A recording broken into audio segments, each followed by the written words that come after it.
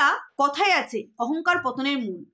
অতিরিক্ত অহংকার করলে বা নিজেকে একদম আমি সর্বেসর্বা, আমার ওপরে আর কেউ নেই এবং মানুষ বলে যারা গণ্য করে না, তাদেরকে একটা সময় গিয়ে না সে সমস্ত মানুষের পায়ের নিচে কিন্তু পড়তেই হয়।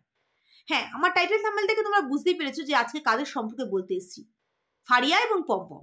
অ্যাট লাস্ট তাদের মনে হয়েছে যে না, আমাকে ক্ষমাটা চাইতেই হবে, নাকি কারোর ঠুসানির চোটে তাদেরকে এই ক্ষমাটা বাধ্য হয়ে চাইতে হলো এই পম্পমকে। সমস্তটা ডিটেলসে আসবো। তার আগে হ্যালো বন্ধুরা, তোমরা সবাই কেমন আছো? আশা করছি তোমরা খুব ভালো আছো। আমি এতদিন ভালো ছিলাম না, আমার ফেস দেখেই বুঝতে পারছো, একটু জ্বর ভুগছিলাম, শরীরটা ভালো ছিল না। যাই হোক, আজকে একটু ঠিক আছি এবং তার জন্যই একটা ভিডিও দেখে আর চুপ থাকতে পারলাম না। কারণ দিনের পর দিন যে সমস্ত নাটক দেখে যাচ্ছি, যে সমস্ত ওয়াইটিতে, মানে ওয়াইটি খুললেই তুমি যত নাটক দেখাতে পারবে ততই কিন্তু তোমার ভিউজ হবে। যেরকম বর বেচনি দেখাচ্ছে, সে আর কাকে বেচবে? লাস্ট পর্যন্ত এমন না হাল হয় সে তার নিজেকে নিজে বেচতে হয়। যাই হোক, এই ভিডিওতে তাকে নিয়ে কথা বলতে আসিনি, যাদেরকে নিয়ে কথা বলতে এসেছি তারা হচ্ছে পম্পম এবং ফারিয়া। আজকে পম্পমকে সোশ্যাল মিডিয়ার সামনে, সবার সামনে, ভিউয়ার্সদের কাছে, কন্ট্রোভার্সি ক্রিয়েটারদের কাছে ক্ষমা চাইতে হলো। সে নাকি একটু রাগ চঠা, সে যেন কিচ্ছু বোঝে না, সে বলে ফেলেছে, খারাপ ভাষায় বলে ফেলেছে। আজকে তারা নোংরামি দেখাবে। শর্টসগুলো দেখেছো কিভাবে তারা নোংরামি, তার জন্যই বললাম নোংরামি দেখাবে। তারা মানুষের চোখে ধুলো ছেটাবে, আর মানুষ বললেই দোষ, তখন মানুষদের বাজে বাজে ভাষায় তারা বলে যাবে। আজকে যে সমস্ত মানুষের ভিউজের জন্য, যে সমস্ত মানুষের জন্য দুটো টাকা ঘরে তুলছিস, যে সমস্ত মানুষের জন্য আজকে ঘরে বেডশিট থেকে শুরু করে আনন্দ ফুর্তি, তারপরে এত গিফটস পাওয়া থেকে শুরু করে এখানে ওখানে ঘুরতে যাওয়া থেকে শুরু করে সমস্তটা করছিস, আজকে তাদেরকেই কিন্তু নিচে নামাতে 2 সেকেন্ড ভাবছিস না। আর তার জন্যই সেই পতনটাই তোদের আজকে নেমে এসছে। আজকে একের পর এক সবাই তোদের পাশ থেকে সরে যাচ্ছে। দেখিস শেষ সময় আর কাউকেই হয়তো পাবি না, আর পাচ্ছিসও না। দেখ, পাচ্ছিসও না।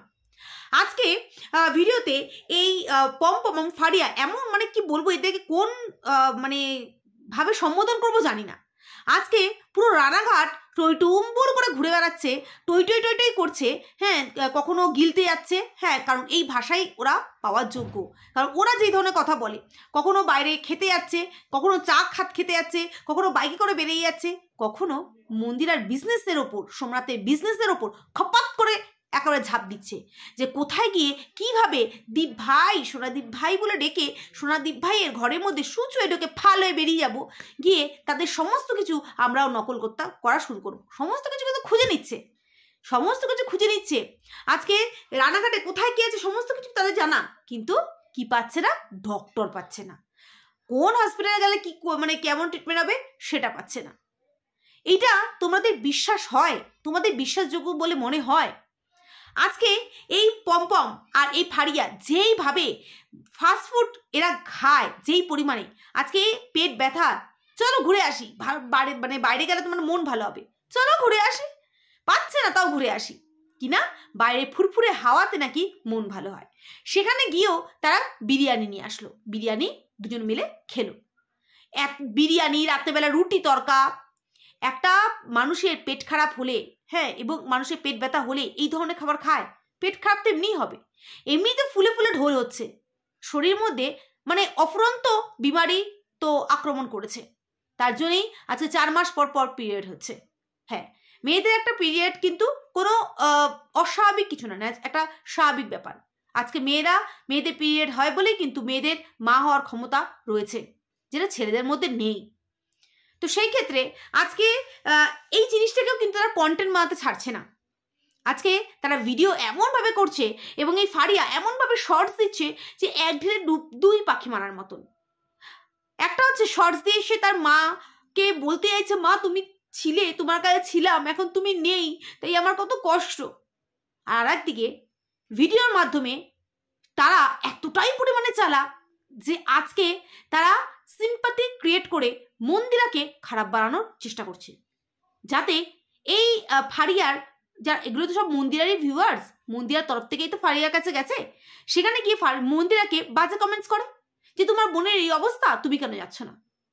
কিন্তু যারা বুদ্ধিমান তারা বুঝে যাবে কারণ মন্দিরা নিজে মুখেই বলেছে, আমি আর কাদা গায়ে লাগাতে চাই না, কাদা আমি আর গায়ে লাগাতে চাই না। কারণ মন্দিরা ভালো করেই বুঝে গেছে যে এই যে বোন নামে যেই মানুষটিকে সে ভালোবেসেছিল, বোনের দরজা দিয়েছিল, সে আসলে বোন নয়, সে হচ্ছে একটা স্বার্থ পরায়ণ, একটা স্বার্থ মানে সিদ্ধি করার জন্য সে যতদূর পারে যেতে পারে।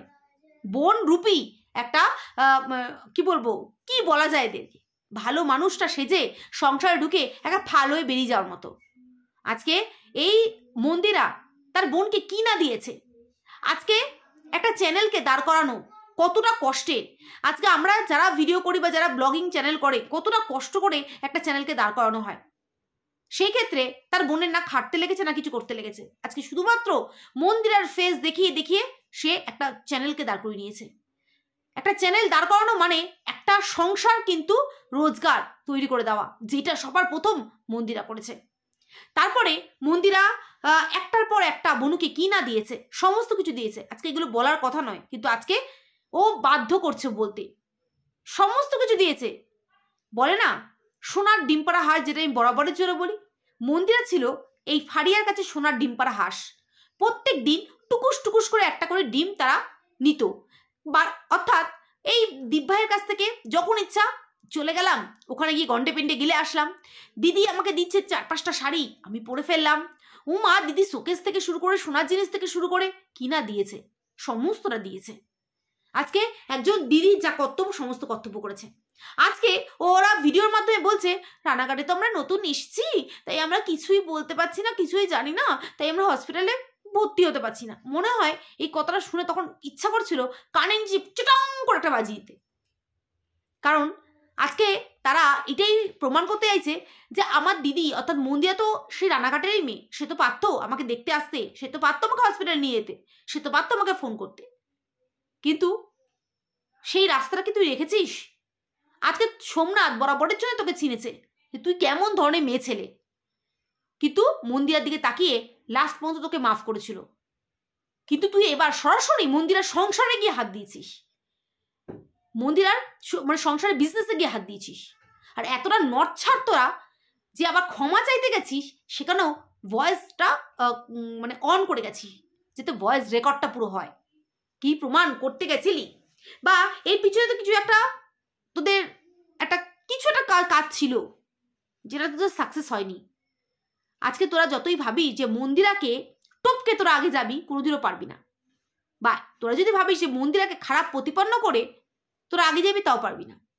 আজকে ভরা গলায় সবাই কিন্তু সোশ্যাল মিডিয়ায় সবাই আছে, সব ব্লগাররা রয়েছে, কিন্তু মন্দিরা এমন একটা মেয়ে, ওকে নিয়ে ওর ফটো চিপকে বা ওকে নিয়ে যতই ভিডিও করা হোক না কেন, আজকে কিন্তু মন্দিরা কারোর প্রতি আজ পর্যন্ত কোনো স্টেপ নিয়েছিল একজনের প্রতি।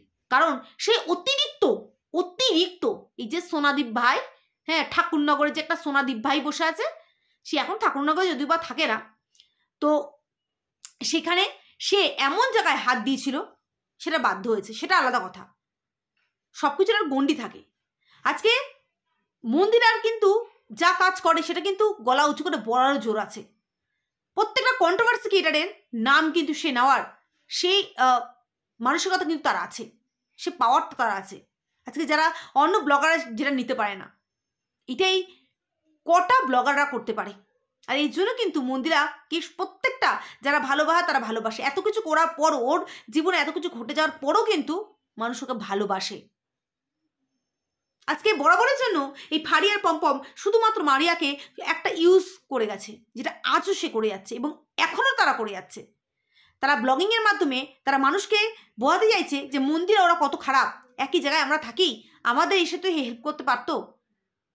তোদের মতন মানুষের থেকে হাজার লাখ গুণ দূরে থাকলে ওরা ভালো থাকবে।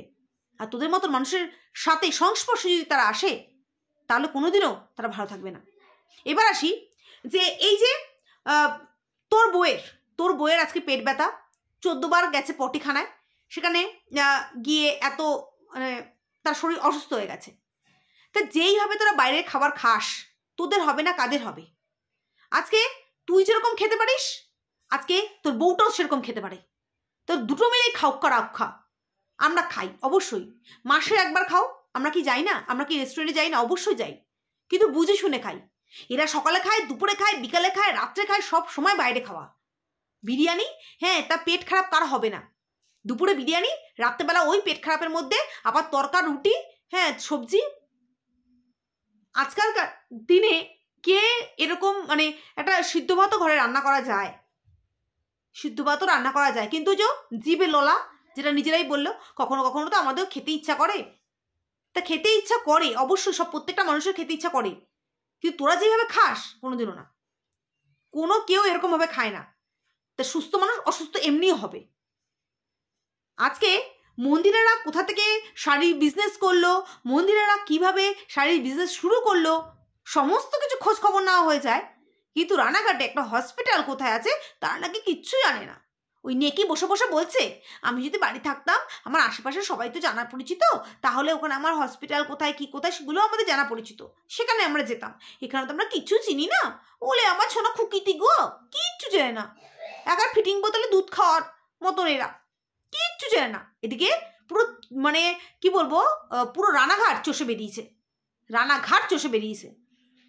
যদিও আমি বুঝলাম যে ওরা হয়তো কিছু জানে না।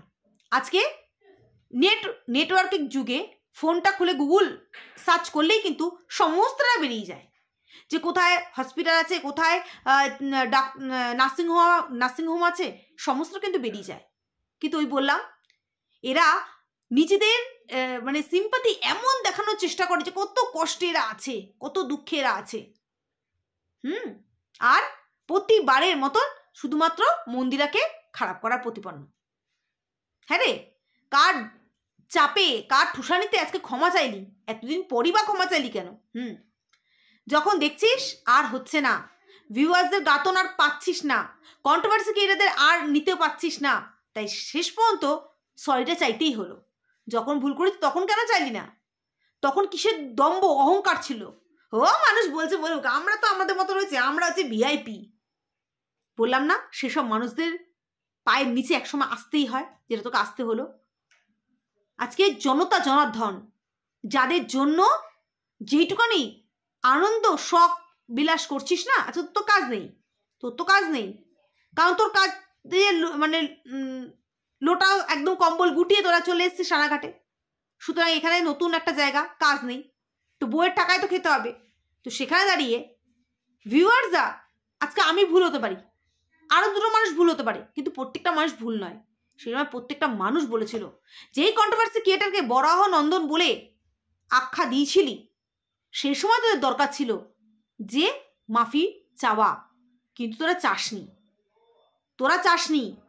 দম্ভ অহংকার কোথায় ফেলবি, কোথায় কি করবি?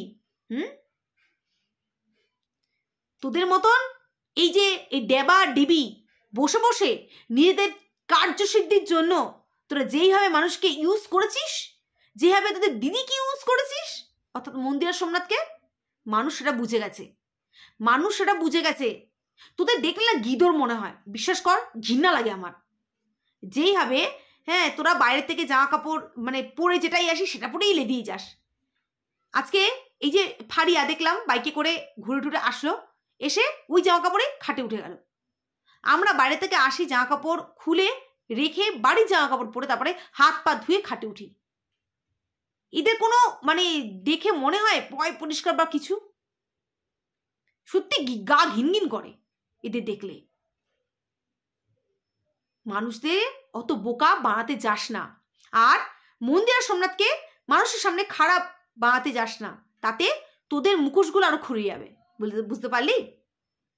তো চলো বন্ধুরা, যে এইবার বুঝতে পেরেছে যে না, আমরা অতিরিক্ত অহংকার করে বসেছি, মাটিতে এবার নেমে এসেছি, ভিউজ কমে যাচ্ছে, হচ্ছে না, আমরা আর পাচ্ছি না।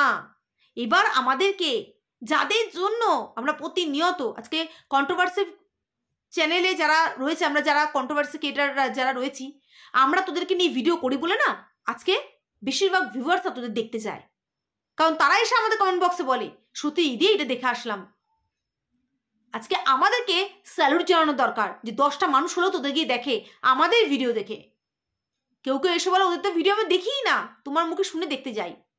বুঝতে পারছিস যে নিজেদেরকে কোন জায়গায় নিয়ে গেছিলি? আজকে মন্দিরার 4 লাখের উপর চ্যানেল, কিন্তু কোনোদিন দম্ভ অহংকার করতে দেখিনি।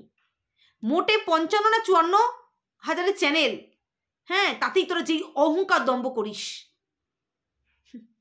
তো চলো বন্ধুরা, আজকের মতো ভিডিওটা এই পর্যন্তই। আবার আসবো একটা নতুন ভিডিও, ততক্ষণের জন্য